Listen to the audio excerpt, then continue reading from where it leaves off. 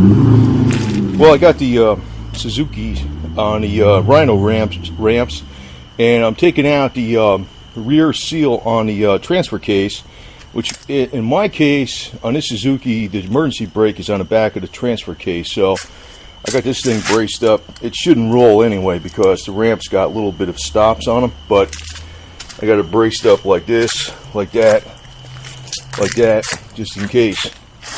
So let me tell you how I got this off of here, because it was a little bit of a trick. Well, the first step is to take off the drive shaft, and I took that off. No big deal, but the second step is to get off the this big nut on the back here. And what I did was, you see how I have this wrench, and I have a pipe going down here like that, which holds that wrench in place. Then I put the impact on it. It looks like that bolt on there was a 25 millimeter, but I don't have a 25. I think I went up to 24. I used 1 inch and a 1/16, so that's the same thing. So got it off with impact. Now mine, I got the rear brake is on this deal, so it's a little bit different. I don't actually have a book on it, but it shouldn't be much different. So see what's underneath this. Well, the next step is the brake drum slides off. You see on this deal, the studs for the U-joint are pressed right into the rear emergency brake drum. It looks like it's splined too. So that's how that works. Let's see what we got here, man.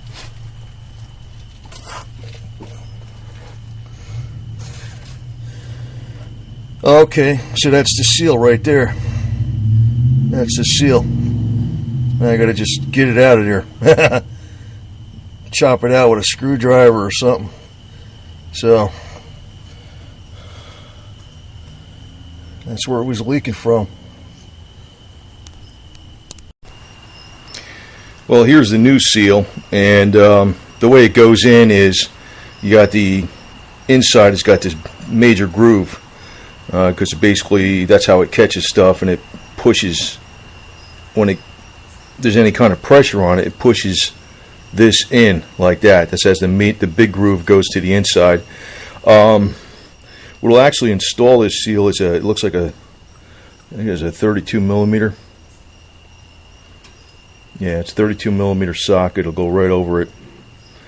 So I actually had to take out the well, mine, it's a SJ410 transfer case, or I don't know what it is. It's like a mixed components. The SJ410 had the rear brake on the back of the transfer case. It's probably a Samurai transfer case, though, with a maybe slightly different gear ratio. But I took the entire back plate off of there because I didn't have really room to pry this out. If you had a seal remove tool, you can get it out easier. Actually, another way to do it, sometimes don't drill, but take a little punch and put a screw in there and try to pull it out with the screw. Sometimes that works, but I was prying it out with a screwdriver, and there's no rust on the surface or anything like that.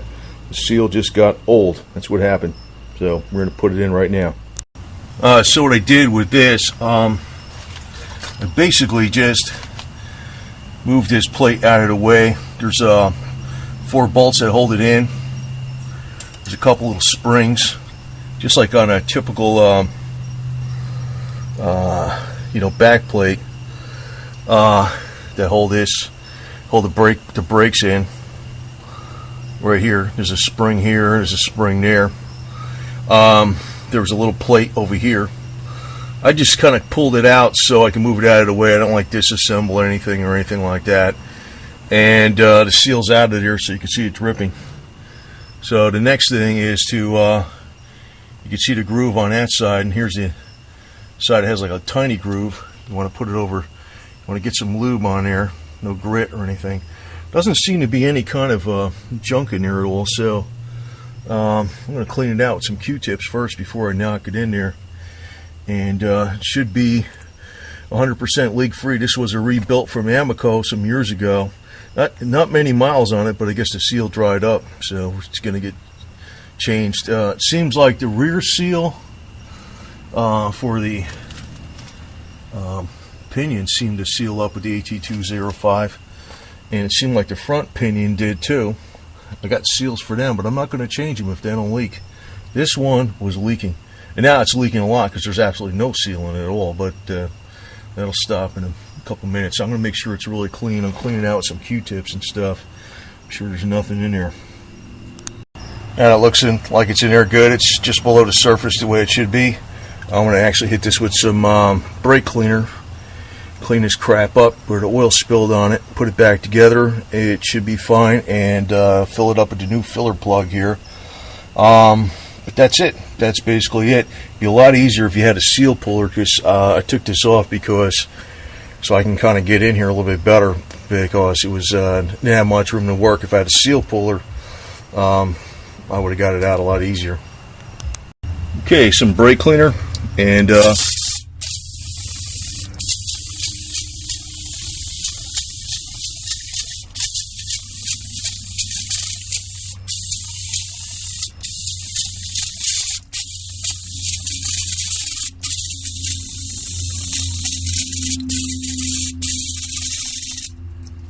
all that grease off of there. Wipe it down. I'll put it back together, but that should be that. If I see any other problems, I'll take care of them. If the transmission has any kind of bad leak or anything, I'll take care of that. I got the seals. Anything else pops up, I'll take care of it.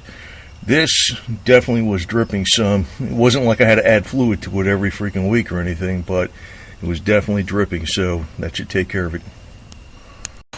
Yeah, that big this nut right here, that one that goes on there for the flange for the U-joint, that's 80 to 100 foot-pounds.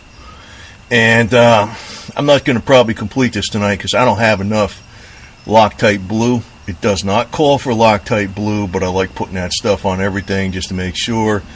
Not red, blue, just to make sure nothing comes loose.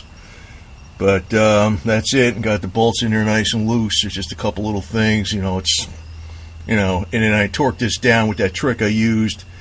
I showed you with how I removed it with the impact, with the wrench on there with the extensions to hold it from spinning, and we'll just put a torque wrench on it. So anyway, and the nut size for that is 25 millimeter, or you can use a 1 1/16. So, but it's also easier if you got a seal remover, because I could have got this seal out without taking this thing off.